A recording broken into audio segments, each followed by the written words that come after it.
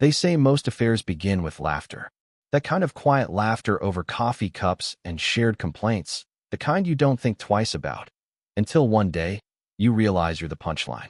Claire used to joke about her work husband all the time. It was one of those inside jokes I humored, even played along with sometimes. She'd come home, kick off her heels by the door, and flop dramatically onto the couch. "Derek made me laugh so hard today, I nearly snorted coffee in the break room," she'd say, eyes twinkling. "I swear, if you weren't in the picture, I'd have to marry that man." I'd smile, maybe chuckle. It was a harmless phrase, right? Everyone in her office had a work spouse, a go-to buddy for griping about upper management, sharing lunch, or texting memes during slow meetings. Derek was just that, the guy who happened to sit next to her and share her cynical sense of humor. Or so I thought. Looking back, I think the unraveling started with a glass of red wine and a forgotten phone. It's always something small that knocks the first brick loose.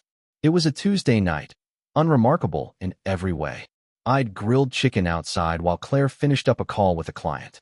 The kids, twin 10-year-olds named Lily and Max, were already upstairs, heads buried in their tablets before bed. We just sat down to eat when Claire's phone buzzed on the counter. She didn't notice. I did. Normally, I wouldn't touch her phone, not out of fear or secrecy, just mutual respect. But the screen flashed bright with a name I didn't recognize, D, followed by a heart emoji and a wink. I hesitated. The message preview was short, casual. "Wish I was having dinner with you instead," winky face. I remember blinking at it. My fork paused midair, a bite of chicken forgotten. For a moment, I told myself D must be a female coworker. Danielle? Dana? Someone I just hadn't met yet. But the heart? The wink? That wasn't work talk. Claire walked back into the kitchen, laughing softly at something on her mind, and scooped up her phone without even noticing me. "Thanks for dinner, babe," she said, planting a light kiss on my cheek. "Smells amazing." I nodded, my appetite suddenly gone. That night, long after she drifted off beside me, curled into the fetal position she always took when dreaming, I lay awake staring at the ceiling. The message burned into my memory. I didn't ask her about it the next morning. Instead, I started listening more, watching. Over the next week, I noticed the way she lingered in the driveway after work, tapping out messages with her thumb, face lit by the glow of the dashboard. I noticed how often her phone now traveled with her, even into the bathroom, and how she smiled at texts she never shared with me. Still, I told myself it was nothing. I didn't want to be the jealous husband, the overreactor. I prided myself on being calm, rational, a man who worked in finance, who saw patterns in numbers, not paranoia. But one night, when she dozed off on the couch mid-movie, her phone buzzed again. I reached for it. Another message from D. Red heart winking face. "Still can't stop thinking about yesterday. Can't wait until tomorrow. Same time, same place." I felt something cold wash over me, like the world tipped, just slightly, and I was now sliding towards something inevitable. The next morning, I called in sick. While Claire left for work, heels clicking down the driveway like any other day, I sat at my desk at home, staring at my monitor, not seeing it. My fingers hovered over my keyboard, but I wasn't working. I was tracking. Her location sharing was off. That was new. Instead, I drove. Claire worked in a sleek office complex about 20 minutes away, a mix of glass and steel tucked beside the river. I'd only been there a handful of times, for holiday parties or to drop off a forgotten lunch. I parked across the street and waited. At 12:42 p.m., I saw her. She stepped out of the building with Derek. Tall, well-dressed, charming in that overconfident way that only men named Derek seemed to pull off. He laughed at something she said, and she playfully swatted his arm. They looked like a couple stepping into the warm afternoon sun, not co-workers grabbing lunch. I followed them, staying far enough behind to blend into the crowd. They didn't go to the sandwich shop around the corner. They didn't hit the salad bar or grab sushi like she always told me. They entered a small boutique hotel on 4th Street. And they didn't come out. Not for over an hour. When she got home that night, she didn't seem different. She laughed. She kissed the kids goodnight. She poured herself a glass of wine and curled up beside me on the couch, pretending to care about the documentary I had on. I watched her. Every movement. Every blink. Inside, something had cracked open in me. I didn't confront her. Not yet. Not when I still didn't have the full story. Instead, I waited. I started documenting. Screenshots of messages when I could. Notes on her schedule. I hired a private investigator, a guy named Dave I found online. He didn't ask questions. Just said, send me her photo and his. Give me a week. I gave him 2. The hardest part wasn't the waiting. It was pretending. Pretending to laugh at her stories about the office. Pretending to kiss her back with the same warmth. Pretending to be the husband she'd already started discarding piece by piece. Every time she said Derek's name, Derek made the worst dad joke today, or Derek spilled his coffee all over the reports. It was like hearing a scratch in a favorite record. A noise you once ignored but now couldn't unhear. And yet, what I hated most wasn't her laughter, or even the betrayal. It was that he got the best of her. He got her playful side. The smirks. The teasing. The inside jokes. He got the sparkle she used to save for me. And I got silence. Until Friday. That's when the private investigator emailed me the photos. Claire. Derek. A hotel room. An embrace that wasn't friendly. A kiss that wasn't platonic. I stared at the images for an hour. Then I opened the drawer in my study. Inside was an envelope I'd hidden years ago, back when I first set up the trust fund for the kids. A copy of our prenup. Legal documents. Passwords. Plans I never thought I'd need. But now I was ready. Ready to stop pretending. Ready to burn it all down. It's remarkable how quickly clarity can arrive once you stop clinging to denial. That weekend, I didn't say a word to Claire. I smiled when I needed to. I took the kids to soccer, grilled burgers in the backyard, even helped her assemble one of those ridiculous DIY wine racks she'd ordered online. Every moment, I wore a mask. And beneath it, something colder than anger had started to settle in. Sunday night, after everyone had gone to bed, I went down to the basement and opened my laptop. The photos from the investigator were high resolution, almost too clear. Claire's hand on the back of Derek's neck. His lips on her collarbone. A sliver of the hotel room's beige curtain in the background, harmless and damning at once. Each photo told the same story. Not a mistake. Not a one-time lapse in judgment. A routine. I copied them into a folder and labeled it something banal. Financials Q3. Then I opened the prenup. Page 4, Clause 12. Infidelity voids all spousal claims to shared assets. Her signature looked so confident back then. So decisive. She had insisted on it herself. I'd never cheat, she'd said as she slid the pen across the page years ago. So it's not a problem, right? Back then, I believed her. On Monday, I called in sick again. Claire left for work at 7:35 sharp, dressed in a pale blue blouse I'd never seen before. Said she had a client presentation. Said she might be home late. I nodded, kissed her cheek. Then I started my day. By 8:10, I was at the office of a lawyer I'd found late Sunday night. Naomi Reese. Sharp eyes, tighter ponytail, and a reputation for controlled annihilation, according to her online reviews. I want full custody, I told her. Naomi didn't blink. Then we need more than hotel photos. I have her messages. Flirty, suggestive. I have dates. Times. We'll need evidence of prolonged deceit and neglect of parental responsibilities. Can you prove she left the kids alone to meet him? I thought back. Claire never left the kids alone. She was calculated, careful. No. But I can prove she's maintained an ongoing affair for at least 2 months. Probably more. Then we can work with that, she said, typing rapidly. Start a journal. Document everything. And if possible, recorded conversations. Ideally, you confront her calmly and get her to admit it. Anything on tape, any emotional leverage, will help. And the prenup? I asked.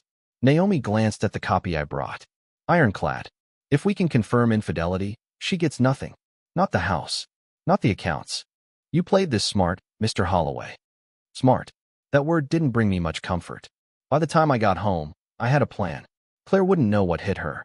That evening, she came home late. Just past 9. She smelled like cheap hotel soap, and her lipstick had been hastily reapplied. Still, she smiled, kissed me on the temple. Sorry I'm late. That presentation ran over. I nodded. No problem. How were the kids? Good, I said. We missed you at dinner. She shrugged out of her coat. I'll make it up to you. Promise. That night, I watched her sleep. There was no remorse in her face. No shadow of guilt. Just the steady rhythm of her breathing, her back to me like always. I knew then, I couldn't just leave. I didn't want a quiet divorce, a clean break. I wanted her to feel it. The betrayal. The unraveling. She needed to understand what it meant to be erased. So I began collecting. The next morning, I placed a hidden camera in the garage, just above the shelving unit where she kept her gym gear. Another in the living room, hidden in a decorative vase she insisted on buying last spring. And one more, my favorite, in the bedroom. Each lens fed into a secure cloud I controlled. Every whisper, every sideways glance, every late-night phone call. I wanted it all. Then came the texts. I installed a secondary clone on her phone. One that wouldn't just mirror texts but also recorded voice memos, tracked GPS movement, and synced her deleted files. Within days, I had everything. Messages like, "You taste better every time. Hotel again Thursday?" And, "He still has no idea. I feel a little guilty, but not enough to stop." Derek replied with poetry, or what he thought was poetry. "You're the storm I never knew I needed. He doesn't deserve your fire." I wanted to vomit, not out of heartbreak, but embarrassment. How could she fall for that garbage? I started keeping a file, screenshots, logs, recordings, all time-stamped, all neatly labeled. But revenge, I realized, is not just about catching them. It's about timing, presentation, delivery. It needed to be perfect. On Thursday morning, Claire left for work with an overnight bag. Said she had an off-site marketing summit. Said she'd call the kids before bed. That evening, after the kids were asleep, I set the final stage. I opened her laptop, the one she rarely let me touch, and installed a remote viewer. Then I created a new contact in her email, Client, Thompson. I crafted a message that looked corporate, sterile, forgettable. "Hi Claire, following up on Thursday's offsite. Please review attached presentation slides and confirm receipt." Attached was a file labeled Q3_marketing deck, PDF. But it wasn't a marketing deck. It was everything. Every photo, every message, every clip of her and Derek in hotel rooms, pieced together in chronological order with dates and locations. A visual autopsy of her betrayal. I scheduled the email to send at 7:45 a.m. the next morning. To her, to Derek, and to the entire executive team at her firm, including Joy, her boss, and HR. Just before midnight, I received a final message from Derek. It had been mistakenly sent to Claire's synced work device. Meant for her, obviously. "Tomorrow can't come soon enough. I booked the suite already. Just tell the office you're staying late again. I'll bring wine." I smiled. Then I opened the drawer of our bedroom nightstand and pulled out the envelope Naomi had given me earlier that day. Inside, a notarized copy of our divorce filing, with full custody requests, claims of infidelity, all stapled neatly, ready for the storm. I placed it under her pillow and waited. The next morning, I woke to her scream. Not a loud one, more like the sound of something breaking inside a person. I stayed in the kitchen, sipping coffee, as she stood in the hallway, still in pajamas, holding the documents, her phone in her other hand. I watched the blood drain from her face. The storm had begun, and I was just getting started. She didn't speak that morning. Not a word. Claire stood in the hallway, frozen, one bare foot still halfway on the staircase rug, her eyes ping-ponging between the divorce papers in her left hand and her phone in her right. I sat at the kitchen island, coffee in hand, watching her from behind the gentle steam of my mug. The silence between us was so complete, I could hear the quiet whirring of the refrigerator. Eventually, she moved like a sleepwalker toward the dining table, her mouth working at something invisible, as though practicing lines she'd never get to say. I didn't help her. I didn't soften. I didn't offer so much as a glance of pity. I just sipped my coffee, calm as the eye of a hurricane. By 8:30, her phone rang. The caller ID read, "Joy, boss, telephone receiver." Claire hesitated, then stepped into the backyard to answer it. I didn't need to hear the words to understand what was happening. Her posture said enough. Shoulders hunched, eyes scanning the floor, one arm wrapped around herself like a self-conscious teenager. She was unraveling. When she returned inside, her face was pale and waxy. "They've placed me on leave," she said, her voice barely audible. "Pending an investigation." I offered a nod. Nothing more. "Who else did you send it to?" she asked. Still no emotion in my reply. "Everyone who needed to see it." Her bottom lip quivered. "You didn't have to do that. You could have just talked to me." I raised an eyebrow. "You mean like how you talked to me before cheating? Or when you decided to lie every day for 2 months?" Her face flushed crimson. She opened her mouth to retort, but nothing came out. I stood and placed my empty mug in the sink. This conversation is over, Claire. From here on, everything goes through the attorneys. She looked like she wanted to scream, but she didn't. She just stood there, trembling, watching as the life she'd built on secrets and side smiles crumbled at her feet. The kids came downstairs soon after, sleepy-eyed and confused. I forced a smile for them. Pancakes today, I announced cheerfully. Claire turned away. That afternoon, I dropped the kids off at my mother's house. She didn't ask many questions, just hugged me a little longer than usual and made a quiet promise to keep things normal for as long as I needed. Back home, Claire had barricaded herself in the guest room. The master bedroom was now mine alone. She no longer had the right to sleep in the same bed. She'd returned to smelling like someone else. That night, I opened the camera feeds. She was pacing, phone to her ear, then slamming it down. Pacing again. I clicked mute and watched like one watches a play unfold. At 11:04 p.m., her phone lit up with a call. Derek, she answered. The feed showed her holding the phone in both hands, like a lifeline. I couldn't hear what he said, but whatever it was, it made her shoulders sag. She started crying then. Not the ugly sobs of guilt, but the quiet kind. The kind you save for when you realize the damage is permanent. The kind that comes after the fire's already turned your home to ash. The next morning, my lawyer Naomi called. She's attempting to preemptively file for joint custody, she said, annoyed. Which won't fly, but it means she's lawyering up fast. She can try, I said, but she's not getting the kids. Naomi sighed. You'll need to be careful from now on. No confrontations. No outbursts. If she provokes you, walk away. I have no intention of yelling, I said. She's not worth the effort. Then I asked the question I'd been stewing on. Is there a way to make it harder for him? Derek. There was a pause. That depends. What kind of hard are we talking? The kind that stains his reputation like oil on silk. I'll see what I can dig up, Naomi replied coolly. But we don't touch him unless it's strategic. Fair enough. Claire, meanwhile, tried to regain ground. She sent messages through mutual friends. Sad little inquiries that asked, how's he doing? Or does he hate me? I let them hang unanswered. One morning, she cornered me in the hallway after I came back from a run. You're being cruel, she said. You've made your point. Do you really have to ruin my entire life? I looked her square in the eye. You ruined ours. She opened her mouth, then shut it again. I walked past her without another word. But the moment that truly shattered her, truly, came the following Thursday. That day, I visited Derek's wife. Yes, he had won. Her name was Janine. I'd tracked her down through an old LinkedIn post where she'd congratulated Derek on a promotion. A few clicks, a few digital footprints later, and I found her. She answered the door with a tired smile. Late 30s, brunette, sharp brown eyes that had clearly learned how to assess people fast. Yes. Hi. I know this is going to sound strange, but I'm Claire Holloway's husband. She blinked once. Oh, she said softly, then stepped aside. You'd better come in. We didn't exchange pleasantries. We didn't need to. We were two people standing on the same battlefield, smoke still rising around us. I laid out everything. The affair. The hotel rooms. The emails. The photos. Janine didn't flinch. I had a feeling, she said finally. He's been different. I thought you deserved to know. She nodded slowly, then pulled out her phone. Do you want to ruin him together? The corners of my mouth twitched. Absolutely. What followed was a week of coordination. Janine had access to Derek's financials, his calendar, his passwords. We found reimbursements for client dinners that were, in fact, hotel stays. Expensed wine. Even one idiotic charge for massage oil from a store downtown. Janine was a quiet genius. I was the executioner.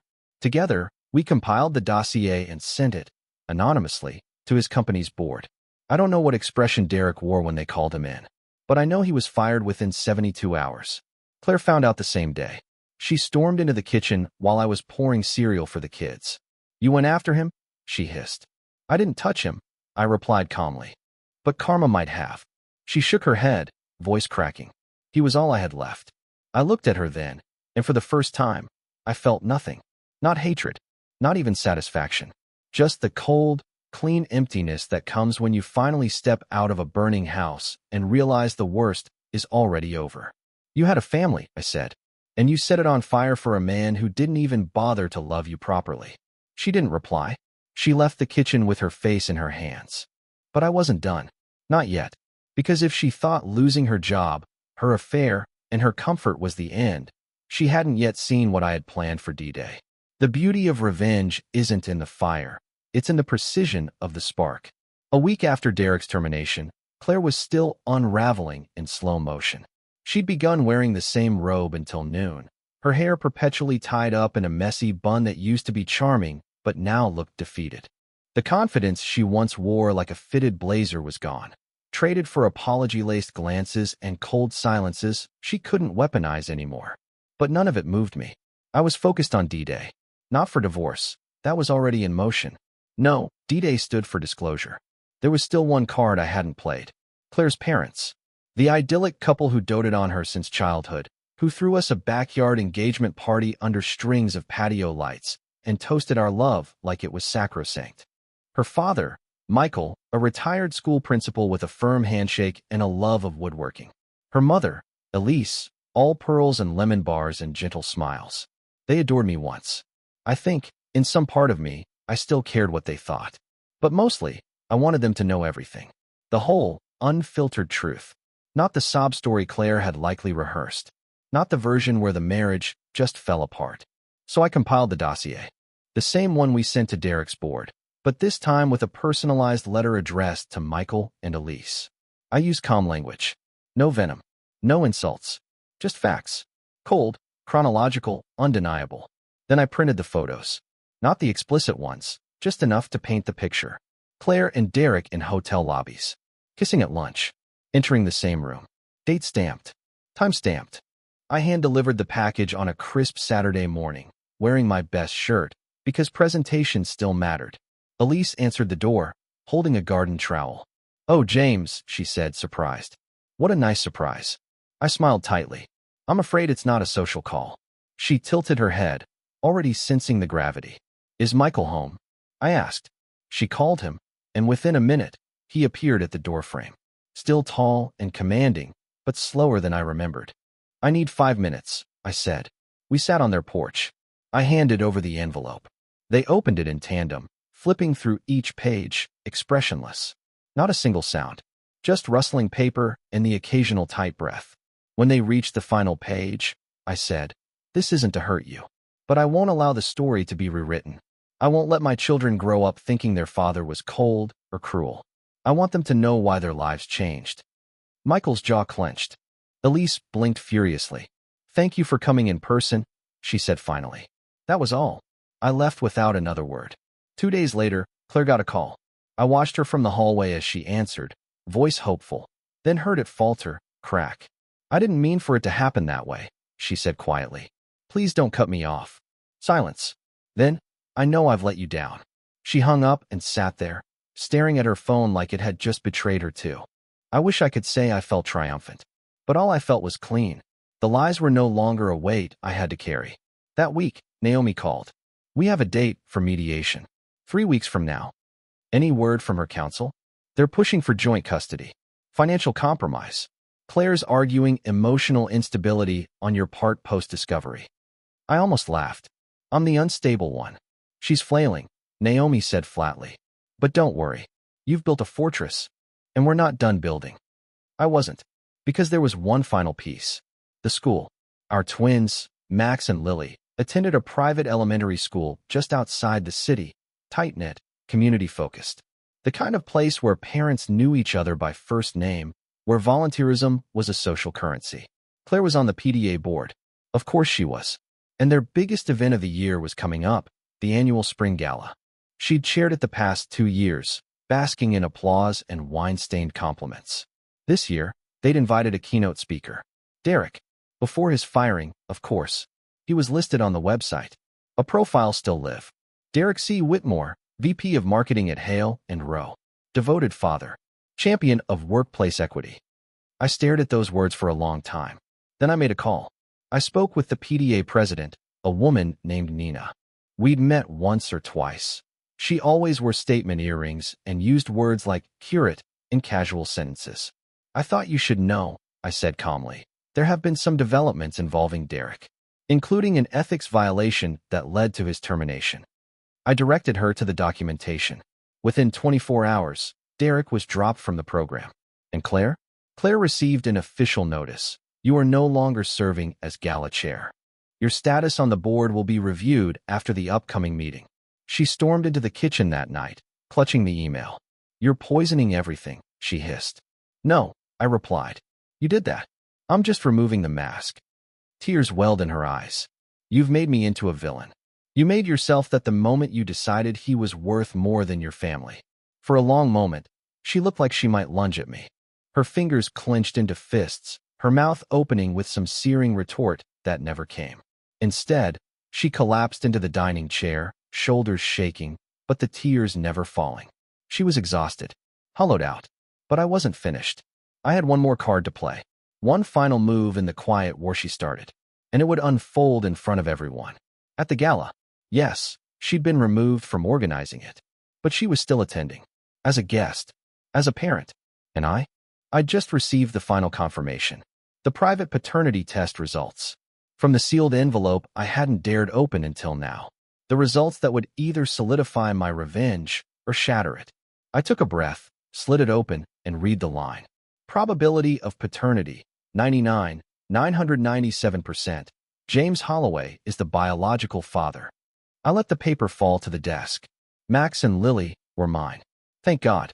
Now, with that certainty beneath my feet, I could walk into the gala with my head held high. And I had no intention of staying quiet. Not anymore. The night of the gala was warm, almost unseasonably so for spring. One of those evenings where the air hummed with quiet expectation and the grass still held the scent of sunlight. I wore a charcoal suit, not flashy, just tailored enough to fit well. I didn't want attention, I wanted presence. A calm, immovable center in the storm I had no doubt was coming. Max and Lily were excited. Claire, now demoted to a mere attendee, stood beside them in the driveway, adjusting their outfits with forced smiles. She wore a sleeveless navy dress, elegant but muted. Safe. She'd lost her flair for being the center of attention. I drove. She didn't speak. The gala was held in the gymnasium, transformed with string lights, floral arches, and a faux Parisian theme that bordered on cliché, but somehow still charmed. Parents milled about with plastic flutes of champagne. Music drifted faintly over the crowd. The PDA had spared no expense. Claire peeled off quickly to mingle with a few safe faces. Women who hadn't yet chosen sides. Most of them, I noticed, looked uncomfortable near her now. Word travels fast, especially when it comes with receipts. I stood near the back with a few of the other dads, trading comments about the decor, chuckling over the terrible DJ. It was easy to blend in, to appear unaffected. But beneath it, I was timing everything. Because at 7:45 p.m., the program would begin. And at 7:46 p.m., I would break the silence. The PDA president, Nina, tapped the mic. Ladies and gentlemen, thank you for being here tonight. Before we begin dinner, we have a brief announcement from one of our community members. That was my cue. I stepped up to the podium. Claire froze. She was standing near the dessert table, mid-bite of a lemon tart, the fork frozen halfway to her mouth. Her eyes locked onto mine like she already knew. Like every muscle in her body wanted to turn and run, but couldn't. I looked out at the crowd. Parents, teachers, the board, the people who had watched our family grow, who'd sent birthday invites and passed us in grocery aisles. Good evening, I began, voice steady. I promised to be brief. A few chuckles, some polite smiles. My name is James Holloway. Many of you know me, and many of you have heard rumors. About me, about my wife. Now the room quieted. Air sucked out of it, subtle but undeniable. I wasn't going to say anything. I told myself the mature thing was to let it go, to handle it privately. But I realized something. When you say nothing, you allow people to write your story for you. A pause, not a sound. So here's the truth. I took a breath, letting my gaze move slowly across the room. For several months, my wife, Claire, had an affair with a man she called her work husband. His name was Derek. Many of you know him. You may have even spoken with him at events like this one. Shuffling. Gasps. Someone coughed nervously. That relationship led to the collapse of our marriage. It cost her a job. It cost him his career. But more than that, it nearly cost me the chance to protect my children. I felt Claire's stare digging into me like heat. But I won't let them grow up in a house of secrets. I won't let them wonder why their family fractured. I've taken every step to ensure they know their father stood tall when it would have been easier to vanish. I let my voice soften. I didn't say this for pity or vengeance.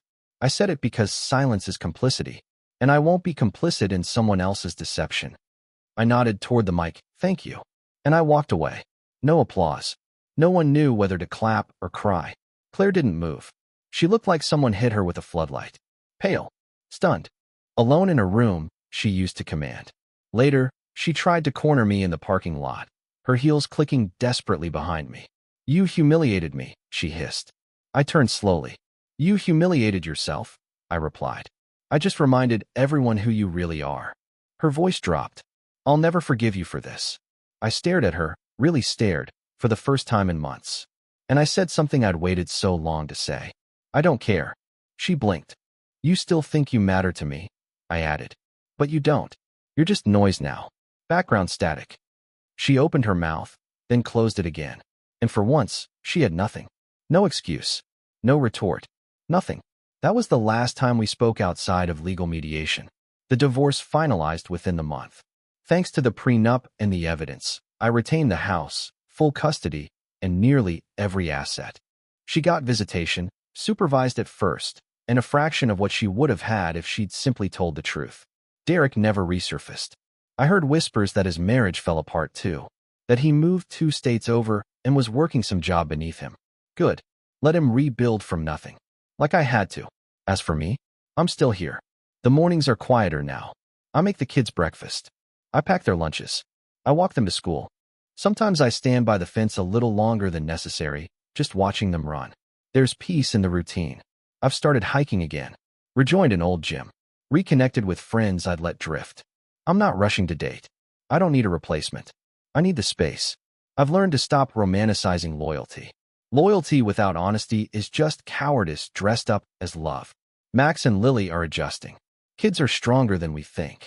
They ask fewer questions now. They smile more. That's enough.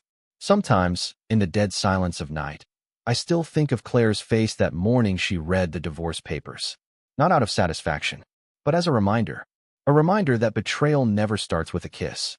It starts with a joke, a text, a whisper about a work husband, and ends with the quiet, permanent sound of a door closing behind you for the last time.